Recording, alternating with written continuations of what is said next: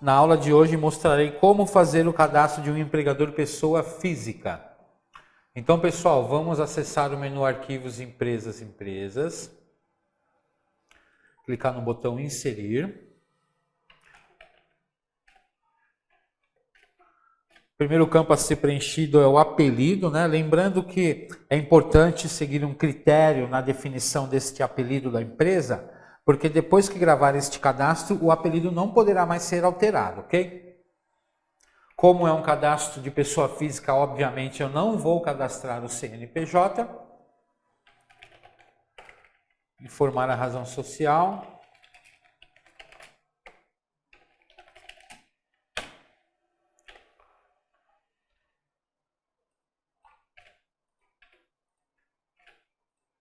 Esse campo matriz aqui, pessoal, deverá ser preenchido somente quando a empresa for uma filial, tá? Caso contrário, esse campo deve ficar sem preenchimento.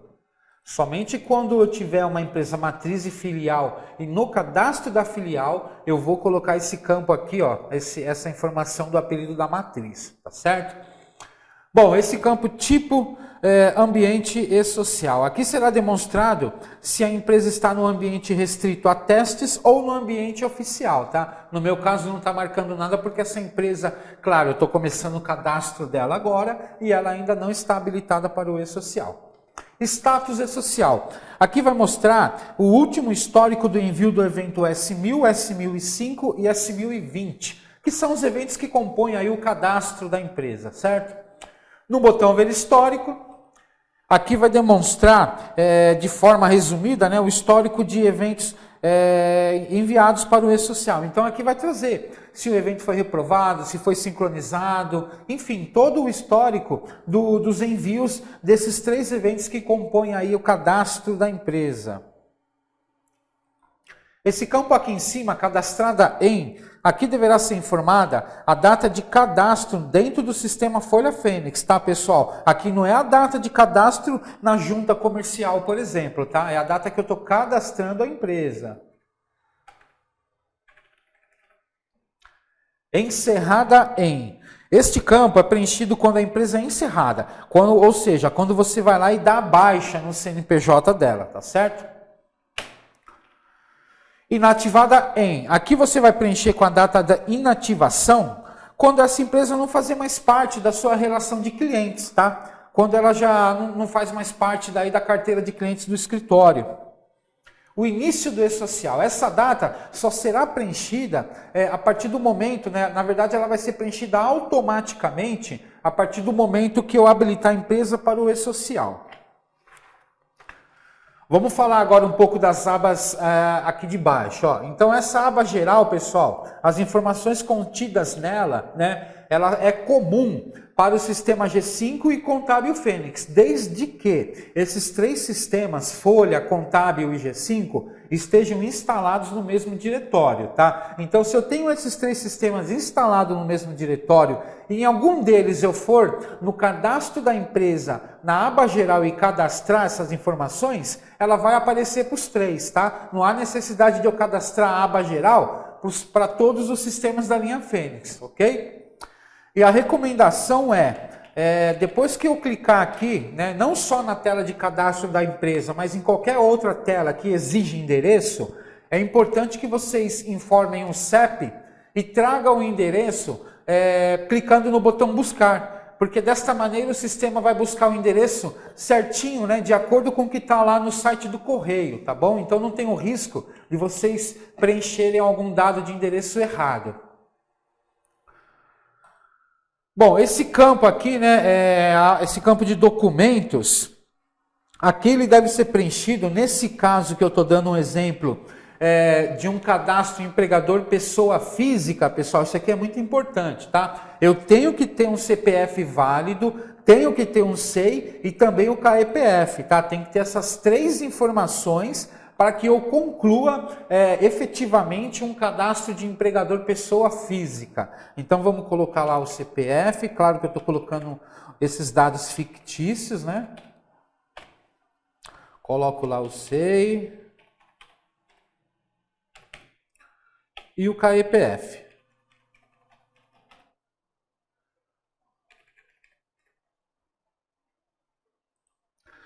Informo também um CNAE, tá? Correspondente aí ao empregador pessoa física. E vou para o campo de baixo aqui, ó. Só estou focando nos campos principais, tá? Os campos que são obrigatórios para um cadastro de pessoa, né? De empregador pessoa física.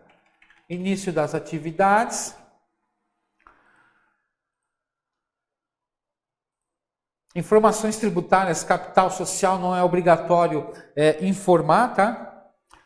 Classificação tributária também pode deixar em branco. E vamos para a aba folha. Aqui já tem informações, pessoal, exclusivamente sobre o processo de folha, tá?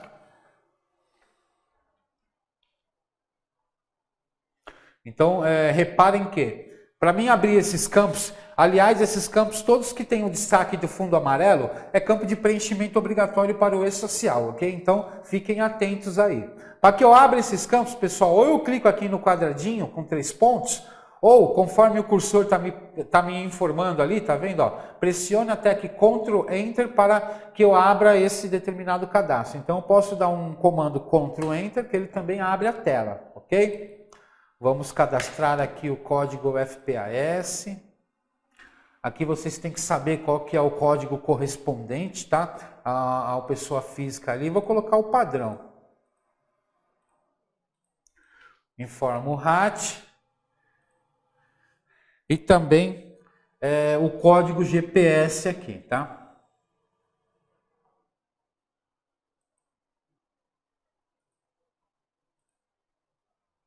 O FAP, eu vou mostrar no final em qual tela, tá? Que cadastra, porque não é aqui não. Ele vai trazer automático aqui o FAP ajustado, depois que eu cadastrar o FAP em outra tela que eu vou mostrar depois que eu concluir esse cadastro aqui. Bom, esse campo tipo de desoneração é só para empresas que fazem parte da desoneração da folha, que não é o caso desse exemplo aqui. O campo classificação tributária, eu preciso também ver se não tem nenhum enquadramento que seja pertinente a essa empresa, né? Nesse meu caso aqui, eu posso deixar essa opção 21, pessoa física exceto segurado especial. E essa parte do FGTS, pessoal, aqui principalmente é estabelecido o percentual para que o sistema calcule o FGTS de um funcionário cujo contrato é temporário e principalmente do aprendiz, tá? Então é aqui que eu vou definir o percentual do FGTS do aprendiz. Regime de pagamento, eu tenho que estabelecer entre o regime caixa ou competência, né? A gente já sabe que regime caixa é quando a empresa paga o adiantamento no dia 5 e a folha no dia 5 ou no quinto dia útil do mês subsequente. E competência eu pago o adiantamento no dia 15 e a folha no último dia do mesmo mês, tá? Do próprio mês. Então isso é importante lá no processo de folha que vocês informem a data de pagamento coerente com o que foi estabelecido aqui, tá? Então, nesse caso, eu estou colocando regime caixa. Quando eu for processar meu adiantamento, eu tenho que colocar o dia 20 de pagamento e a folha no dia 5 ou no quinto dia útil do mês subsequente, tá? Banco PIS, eu tenho que cadastrar um banco se a empresa for recolhedora do PIS. Tipo de empresas também tenho que estabelecer, né, entre essas opções aqui, nesse meu caso é outras. Centralização, tenho que definir também se a empresa não centraliza ou é centralizadora do recolhimento do FGTS. E esse contratação aprendiz é obrigatório, tá? Lembrando, os campos de preenchimento com destaque do fundo amarelo é de preenchimento obrigatório. Então aqui a questão do jovem aprendiz, eu tenho que dizer se eu sou dispensado ou não da contratação dele, tá? Assim como o deficiente, né, o PCD, eu tenho que informar também se eu sou obrigado ou não perante a lei. Classe, tenho que informar se a classe única, matriz ou filiais ou múltiplas. Dados bancários, esse campo será preenchido com os dados bancários do banco, caso a empresa, né, faça a importação, a integração bancária. Ou seja, quando a empresa gera o arquivo e manda para o banco ou para a própria empresa, para que eles efetuem o pagamento do funcionário automaticamente.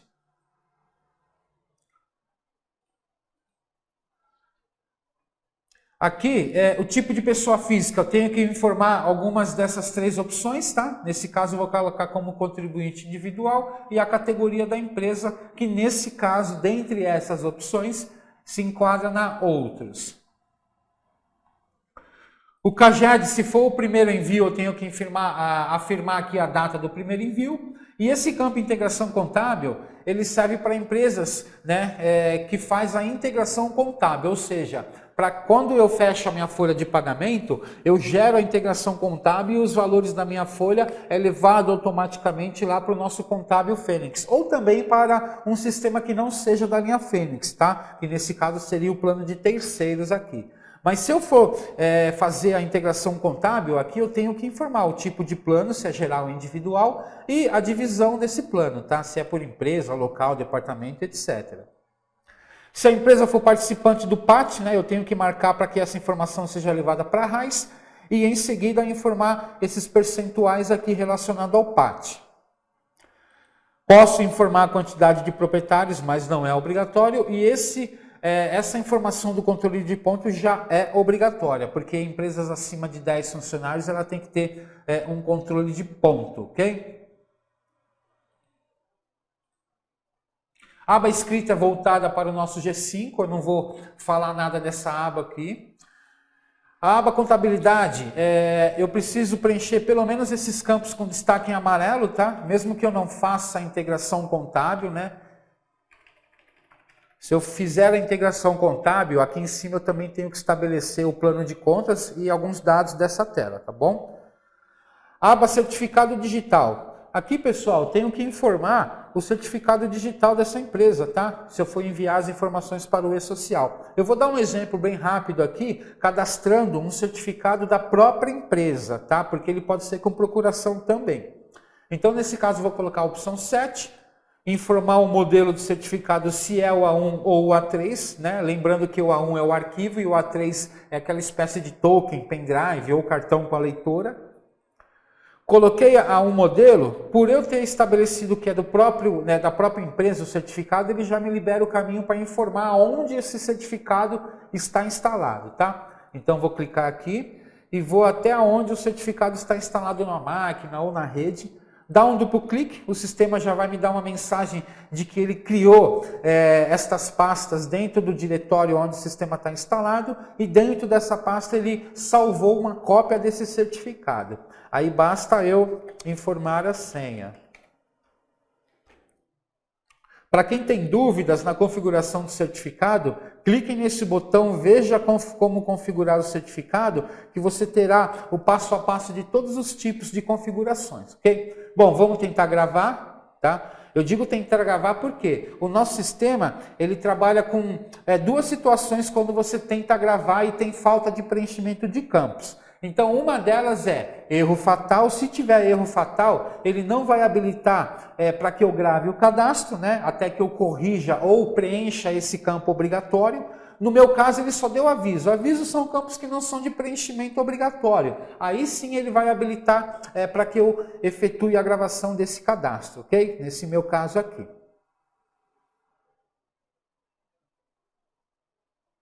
Agora eu vou mostrar para vocês aonde que cadastra o FAP e o responsável pelo envio das informações do e-social, tá? Que eu ainda não falei daquela telinha de responsáveis. Bom, agora eu preciso ativar a empresa que eu acabei de cadastrar, essa daqui, e eu preciso cadastrar o FAP e o representante, né? O responsável pelo envio das informações. Então vamos cadastrar o FAP, que é no menu Arquivos, Tabelas, FAP. Clicando em novo, né? Informa o FAP aqui, ó. Vou colocar como um e-mail.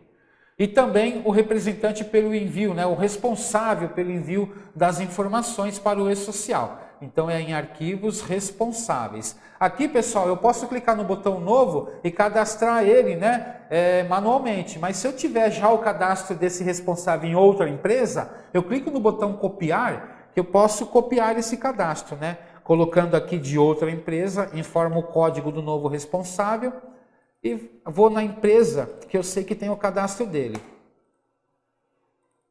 Dessa maneira fica mais fácil para vocês. Ó, copiei o cadastro do responsável, ok. Agora eu vou voltar no cadastro da empresa para mostrar para vocês que o FAP ele foi ajustado aqui automaticamente, né, de acordo com o que eu cadastrei lá fora dessa tela. E na aba responsáveis, aqui em cima, pessoal, eu tenho que cadastrar o dono da empresa, tá? O proprietário aí do estabelecimento, tá? Ou sócio majoritário, ou um dos sócios, enfim, é o dono da empresa, não é o contador aqui não. Então vamos lá, vou dar um exemplo aqui como eu sendo o dono. Colocar aqui o CPF.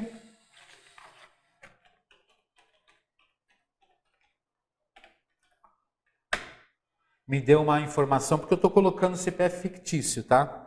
Ele disse que o CPF pode estar errado. Qualificação. Telefone. Aqui é importante preencher todos os campos, tá ok, pessoal?